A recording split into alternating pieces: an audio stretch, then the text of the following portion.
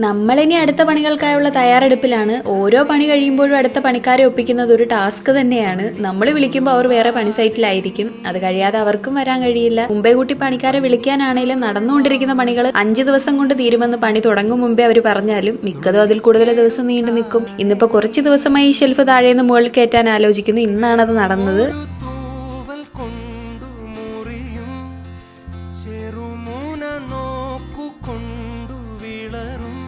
വൃത്തിയാക്കാൻ നിന്നാൽ പിന്നെ അത് നിർത്താനേ കഴിയില്ല. അങ്ങനെ അവസാനം എല്ലാം മടക്കി വെച്ചു. അങ്ങനെ രാവിലെ തുടങ്ങിയ പണി ഉച്ചയ്ക്കാണ് കഴിഞ്ഞത്. ഇനി നൂലും ലൈനിങ്ങും ഒക്കെ നോക്കി ഇറങ്ങുവാണ്. മെറ്റീരിയൽസ് വരുമ്പോൾ ലൈനിങ് കൂടെ തന്നാൽ നല്ലതായിരിക്കും. ഇല്ലെങ്കിൽ ഞാനിങ്ങനെ കടകൾ തോറും കയറി ഇറങ്ങേണ്ടി വരും. ഇന്നത്തെ ഈ പണികളെല്ലാം കാരണം നല്ല രീതിയിൽ അലർജി ആയിട്ടുണ്ട്. വയ്യെങ്കിലും കസ്റ്റമേഴ്സിനോട് തിരക്കായിരുന്നെന്ന് പറഞ്ഞിട്ട് കാര്യമില്ലല്ലോ. കൊടുക്കാമെന്ന് പറഞ്ഞ ടൈമിൽ ഡ്രസ്സ് കൊടുക്കണം, അല്ലെങ്കിൽ അവർ വീണ്ടും നമ്മുടെ കയ്യിൽ നിന്ന് വാങ്ങില്ല. അപ്പോൾ ഞാൻ തയ്ക്കട്ടെ. ഇന്നത്തേക്ക് ഇത്രയേ ഉള്ളൂ.